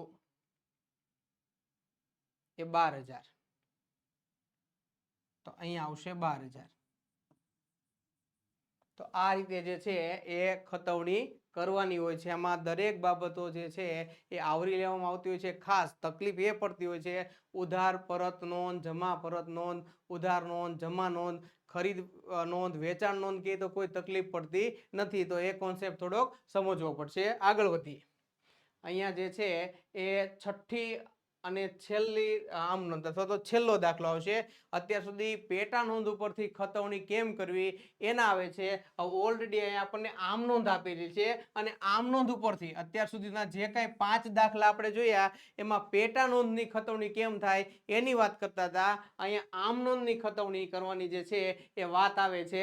એટલે અહીંયા પણ જે છે એની સેમ જ ખતવણી થશે, પણ જે ખાતું આપેલું છે એમાં સીધી જ અસર આવશે. અહીંયા કોઈ અટપટી માહિતી આપવામાં આવેલી છે નહીં. શ્રી ખાલી જગ્યા નામ નોંધ 1 ઓક્ટોબર અને 3 ઓક્ટોબર. ખરીદ ખાતું, રોકડ ખાતું, રોકડ ખાતું, મૂડી ખાતું, એટલે કે અહીંયા કુલ જે છે એ 3 ખાતા ભાગ ભજવે છે. પહેલું ખાતું છે ખરીદ ખાતું, બીજું ખાતું જે છે એ રોકડ ખાતું છે, અને ત્રીજું ખાતું જે છે એ મૂડી ખાતું છે. એટલે કે આ આમ નોંધમાં 3 ખાતા સંકળાયેલા છે, માટે આપણે 3 ખાતા ડ્રો કરી અને આપણે એની આમ નોંધની અસર આપતા હોય છે. ખરીદ ખાતે ઉધાર 18,000, તે રોકડ ખાતે જમા 18,000. તો એ ખરીદ ખાતાની ઉધાર સાઈડ, તો ખરીદ ખાતાની ઉધાર સાઈડ તારીખમાં લખશું 2024 ઓક્ટોબર 1. ખરીદ ખાતાની ઉધાર સાઈડ. વિગતમાં વિરુદ્ધનું ખાતું, એટલે ખરીદ ખાતું ઉધાર છે એનું વિરુદ્ધનું ખાતું તો રોકડ ખાતું આવશે, કે જે વિરુદ્ધનું ખાતું એટલે જમા ખાતું હોય તો અહીંયા આવશે રોકડ ખાતે, અને રકમના ખાનામાં લખીશું 18,000 રૂપિયા. તો અહીંયા આપણે લખીશું 18,000. આગળ વધીએ. રોકડ ખાતે ઉધાર છે તો રોકડ ખાતાની ઉધાર સાઈડ લખીશું. વિગતમાં લખશું 2000, તારીખમાં લખશું 2024 ઓક્ટોબર અને 1 તારીખ, અને રોકડ ખાતું છે તો વિગતના ખાનામાં વિરુદ્ધનું ખાતું એટલે લખશું ખરીદ ખાતે, અને રકમના ખાનામાં જે આપણને આપેલા છે 18,000, અહીંયા આપણે લખીશું 18,000 રૂપિયા. ત્યારબાદ આગળની નોંધ જોઈએ. બીજો વ્યવહાર છે રોકડ ખાતે અને મૂડી ખાતે આવે છે. રોકડ ખાતું ઉધાર થાય છે 16,000 થી, અને મૂડી ખાતું જમા થાય છે 16,000, એટલે કે વધારાની મૂડી લાવે છે. મૂડી લાવે ત્યારે રોકડ ખાતું ઉધાર થતું હોય છે. 3 તારીખ રોકડ ખાતે ઉધાર સાઈડ, તો રોકડ ખાતાની ઉધાર સાઈડ 2024 ઓક્ટોબર 3, અને અહીંયા આવશે મૂડી ખાતે, અને વિગતમાં આપણે લખશું 16,000 રૂપિયા. રકમમાં લખશું 16,000 રૂપિયા.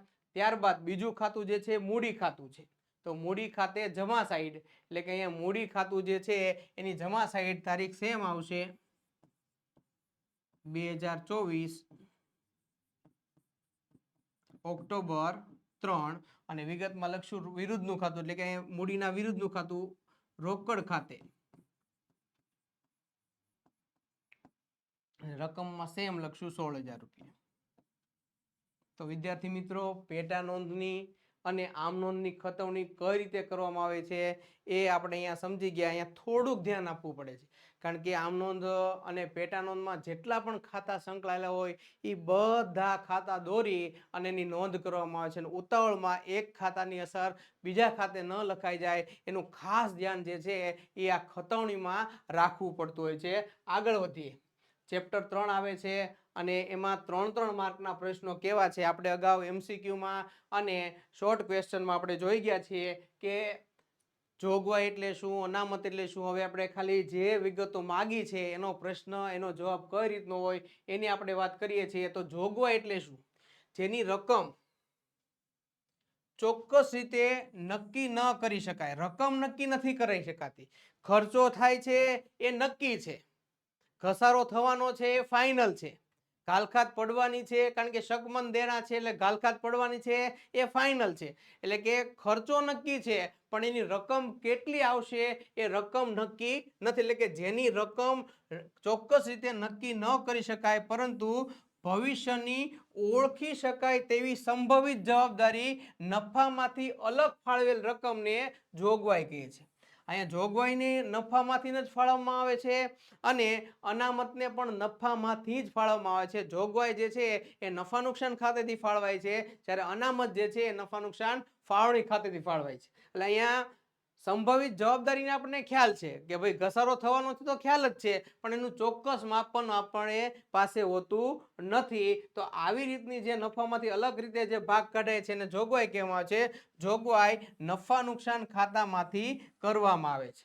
દાખલા તરીકે ઘસારાની જોગવાઈ, ઘસારો થાય છે, ઘસારો થવાનો છે ખબર જ છે ને નક્કી બાબત છે પણ ઘસારાની રકમ કેટલી આવશે એ ચોક્કસ રીતે માપી શકાતું નથી. ભલે આપણે ઘસારાનો દર નક્કી કરીએ 10%, 5%, પણ એ રિયલ એટલો ઘસારો થતો હોતો નથી. વધુ પણ હોઈ શકે છે અને ઓછો પણ હોઈ શકે છે, ફિક્સ હોતો નથી. ત્યારબાદ આપણે જોઈએ તો કરવેરાની જોગવાઈ, ઘાલખાતની જોગવાઈ, સમારકામ માટેની જોગવાઈ, પેન્શન ફંડ, પ્રોવિડન્ટ ફંડ, કર્મચારી મરજિયાત નિવૃત્તિ યોજના, કામદાર નફાભાગ ભંડોળ વગેરે જે છે એ આ બધી જોગવાઈના પ્રકાર છે. એટલે તમને કદાચ ઘણીવાર પ્રશ્ન પૂછે કે ભાઈ જોગવાઈઓ કઈ કઈ પ્રકારની હોય છે, જોગવાઈનો 2-5 ઉદાહરણ આપો. તો આ બધા ઉદાહરણ જે છે જોગવાઈના છે કે જેની જે ખર્ચો થવાનો છે એ નક્કી છે પણ કેટલો ખર્ચો થશે એ નક્કી છે નહીં. ત્યારબાદ આગળનો પ્રશ્ન લખીએ તો એના લક્ષણો જોઈએ. તો જોગવાઈના લક્ષણો. પહેલું લક્ષણ છે જોગવાઈ એ ચોક્કસ હેતુ માટે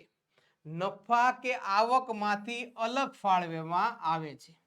એટલે કે અલગ ફાળવે, ચોક્કસ હેતુ ચોક્કસ છે એનો, બરોબર છે. ભવિષ્યમાં કોના માટે આપણે વાપરવાની છે એ નક્કી છે. ઘસારો છે એ ઘસારા માટે એટલે કે યંત્રની ખરીદી માટે ઉપયોગમાં કરીએ છીએ કે પછી માની લો કે ઘાલખાત છે એ શકમન દેણા સામે રક્ષણ મેળવવા માટે કરીએ. એટલે કે એ ચોક્કસ બાબત છે અને એ આવકમાંથી અલગ ફાળવવામાં આવે છે. ત્યારબાદ આપણે વાત કરીએ બીજું એનું લક્ષણ જોઈએ તો જોગવાઈ એ ચોક્કસ રીતે નક્કી ન કરી શકાય. આપણે અગાઉ વાત કરી કે નક્કી ચોક્કસ રીતે નક્કી ન કરી શકાય. શકમન દેણા છે એટલે કે ઘાલખાત થવાની છે પણ કેટલી ઘાલખાત થવાની છે એ આપણે કહી શકતા નથી. જે આપણને શંકાસ્પદ દેવાદારો લાગતા હોય કે આ વ્યક્તિ આપણને પૈસા નહીં આપે, ઘણીવાર બનતું એવું હોય છે કે એ વ્યક્તિ આપણને પૈસા આપી દેતા હોય છે અને ઘણીવાર આપણને એવા લાગે આ વ્યક્તિ પાસે આપણને પૈસા મળી જાય એમ છે છતાં એવા દેવાદારો આપણને પૈસા આપતા હોતા નથી. તો અહીં ચોક્કસ રકમ જે છે નક્કી થતી હોતી નથી. સંભવિત ખર્ચ, નુકસાન, જવાબદારી માટે અલગ ફાળવેલ રકમ છે. અને ત્રીજી જોગવાઈ, ત્રીજું એનું લક્ષણ છે જોગવાઈ નફા નુકસાન ખાતેથી જે છે ઊભી કરવામાં આવે છે. આ ખાસ જોવાનું છે. જોગવાઈ જે છે એ નફા નુકસાન ખાતા પરથી ઊભી કરવામાં આવે છે જ્યારે અનામત જે છે એ નફા નુકસાન ફાળવણી ખાતેથી ઊભી કરવામાં આવતી હોય છે. આગળનો પ્રશ્ન જોઈએ. મૂડી અનામત એટલે શું અને તેના ઉપયોગો જણાવો. આ બધી વિગતો આપણે જે છે MCQ એટલે કે B સેક્શન અને A સેક્શનમાં વિગતે જોઈ ગયા છીએ. જે નફો મહેસૂલી આવકમાંથી ન મળ્યો હોય, મહેસૂલી આવક એટલે રોજબરોજની આવક, રોજબરોજના વ્યવહારની આવકમાં જે નફો થાય એને મહેસૂલી આવક અથવા તો મહેસૂલી નફો કહે છે. એવો નફો કે મહેસૂલી આવકમાં ન મળ્યો હોય પણ મૂડી નફા તે મૂડી નફો ગણાય છે. આ મૂડી નફાની રકમ મૂડી અનામત ખાતે લઈ જવામાં આવે, એટલે કે આ મૂડી નફો જે ભાગીદારો વચ્ચે વેચવામાં નથી આવતો પણ એક કોઈ ફિક્સ બાબતો, કોઈ અનિશ્ચિત બાબતો માટે જ્યારે રોકવામાં આવતો હોય ત્યારે એને મૂડી અનામત કહેવામાં આવે છે. મૂડી અનામત જે છે એ હંમેશા નફામાંથી ઊભું કરવામાં આવતું હોય છે, પણ મૂડી સ્વરૂપના નફામાંથી, એ મહેસૂલી નફામાંથી ઊભું કરવામાં આવતું હોતું નથી. બરોબર છે. હવે એના ઉપયોગોની વાત કરીએ કે આ મૂડી અનામત જે છે એ એનો ઉપયોગ શું છે, તો કે ભાઈ મૂડી અનામત જે છે એનો ઉપયોગ ડિવિડન્ડ વેચવા માટે કરવામાં આવતો નથી. આ ખાસ ધ્યાન રાખવાનું છે. તો એનો ઉપયોગ ક્યાં થાય છે, તો એનો પહેલી બાબત છે કે સ્થિર મિલકતોના વેચાણમાંથી મળતા નફામાંથી. બરોબર છે. એટલે કે અહીંયા સ્થિર મિલકત વેચીએ છીએ અને એનો જે નફો થાય છે એને મૂડી નફો કહેવાય. એટલે કે મૂડી નફો જે છે આપણને સ્થિર મિલકતોના વેચાણમાંથી મળે છે. બરોબર છે. બીજો જે છે એ ક્યાંથી મળે છે, તો કે કોઈ પણ સ્થિર મિલકતોનું પુનઃ મૂલ્યાંકન દ્વારા ઉપધવેલ નફામાંથી પણ મૂડી નફો મળતો હોય છે. એટલે કે અહીંયા મૂડી નફો પુનઃ મૂલ્યાંકન કરીએ. પુનઃ મૂલ્યાંકન એટલે શું, તો કે જ્યારે ધંધો શરૂ કર્યો હોય ત્યારે મકાનની કિંમત માની લો કે 5 લાખ કે 10 લાખની હોય, 10 વર્ષ પછી એ મકાનની કિંમત જમીનના આધારે વધી ગઈ હોય તો 15 લાખ થઈ ગઈ હોય, તો ફરીવાર મૂલ્યાંકન કરવામાં આવે ત્યારે મિલકતની કિંમત ઘણીવાર વધતી હોય છે, ઘણીવાર ઘટતી હોય છે. જો વધતી હોય તો એને મૂડી નફો કહેવામાં આવે છે અને જો ઘટતી હોય તો એને મૂડી ખોટ કહેવામાં આવે છે. મિલકતની કિંમત પુનઃ મૂલ્યાંકનમાં વધે છે તો ત્યાંથી પણ મૂડી અનામત ઊભી થતી હોય છે. ધંધો ખરીદતા ઓછી કિંમત ચૂકવતા ઉદ્ભવેલ નફામાંથી, બરોબર છે. એટલે કે જે કાંઈ ધંધો આપણે ખરીદીએ છીએ, માની લો કે 35 લાખનો એ ધંધો છે, અત્યારે એ ધંધાની બજાર કિંમત 35 લાખ રૂપિયા છે અને આપણે એને 25 લાખ કે 30 લાખમાં ખરીદીએ છીએ તો 5-10 લાખ રૂપિયા જે નફો થાય છે એને મૂડી નફા તરીકે ગણવામાં આવે છે. ચોથું જોઈએ આપણે કંપનીના નોંધણી પહેલાના નફામાંથી, એટલે કે કંપની જે છે એ નોંધણી નથી થઈ પણ ધંધો શરૂ કરવાનું પ્રમાણપત્ર મળી જાય ત્યારથી કંપની શરૂ થાય છે. તો આ ધંધો શરૂનું પ્રમાણપત્ર મળે ત્યારથી લઈને નોંધણી માન્ય થાય એ સમયગાળામાં જે કાંઈ નફો થાય છે એ દરેક નફાને મૂડી નફા તરીકે ઓળખવામાં આવે છે. ત્યારબાદ પાંચમું છે શેર કે ડિબેન્ચર બહાર પાડતા મળેલ પ્રીમિયમની રકમમાંથી જે આવક થાય એ મૂડી નફો છે. કારણ કે શેર જે છે એ બે રીતે બહાર, આમ તો 3 રીતે બહાર પાડી શકાય છે, મૂળ કિંમતે, પ્રીમિયમથી અને વટાવથી. શેરની જે કિંમત હોય એ કિંમતે જો શેર બહાર પાડવામાં આવે તેને મૂળ કિંમતે બહાર પાડ્યા કહેવાય. ઓછી કિંમતે બહાર પાડીએ તો વટાવથી બહાર પાડીએ કહેવાય. વટાવથી બહાર પાડીએ એટલે આપણે નુકસાન જાય છે એને મૂડી નુકસાન કહેવામાં આવે છે.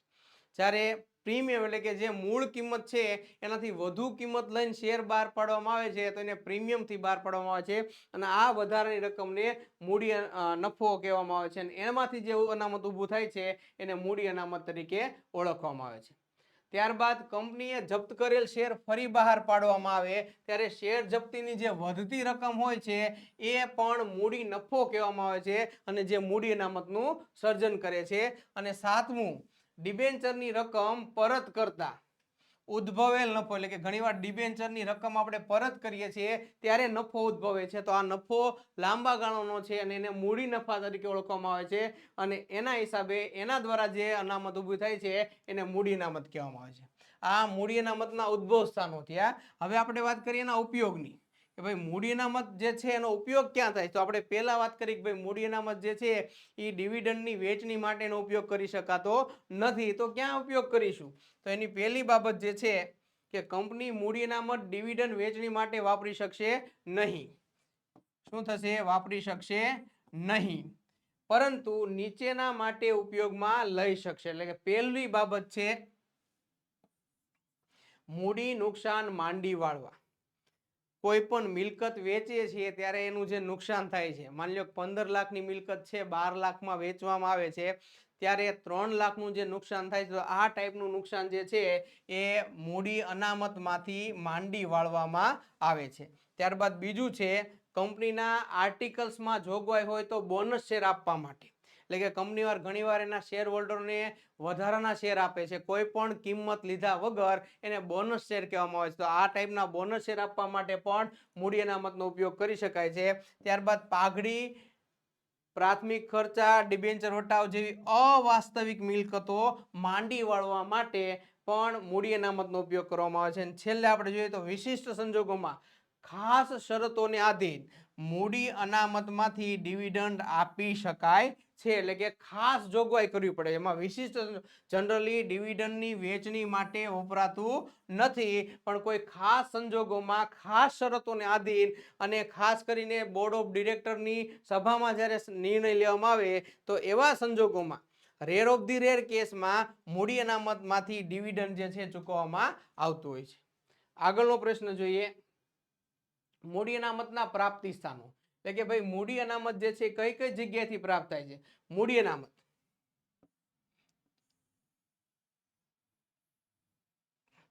જે અનામત મૂડી નફામાંથી ઊભું થાય અને જેનો ઉપયોગ સામાન્ય રીતે ડિવિડન્ડ વેચવા માટે ન કરી શકાય તેવા અનામતને મૂડી અનામત કહેવામાં આવે છે.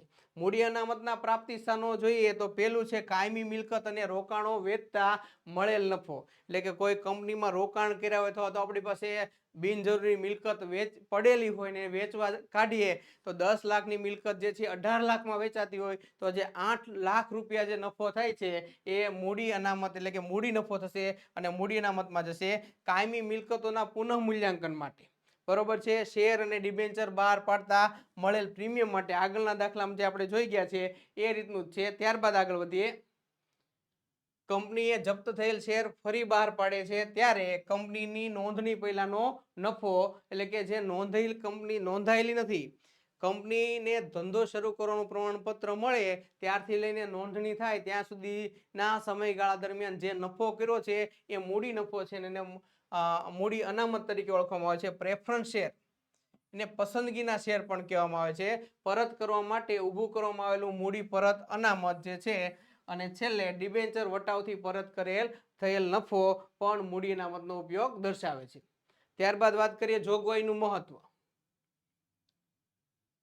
તો પહેલી બાબત જોઈએ આપણે, ધંધો સાચો અને વ્યાજબી નફો નુકસાન જાણી શકાય. એટલે કે ધંધાનો સાચો અને વ્યાજબી નફો કે નુકસાન જાણી શકાય છે. કારણ કે જોગવાઈ ઊભી કરીએ છીએ તો આપણે ઘાલખાદની જોગવાઈ કરીએ છીએ, ઘસારાની જોગવાઈ કરીએ છીએ. ખરેખર એ ધંધાનો ખર્ચ છે. કેટલો ખર્ચ થાય છે એની ફિક્સ કિંમત આપણને ખબર નથી, પણ ખર્ચ છે એ 100% છે. તો હવે માની લો કે આપણે એ ધંધાનો ખર્ચ ધંધાના ચોપડે નોંધીશું નહીં તો ખર્ચ ઓછો આવશે અને એના અનુસંધાને નફો જે છે એ વધુ દર્શાવાશે. કારણ કે ખર્ચો ઘટશે એટલે નફો વધતો હોય છે. તો અહીંયા સાચો નફો જાણવા માટે જે છે એ જોગવાઈ ઉપયોગી બને છે.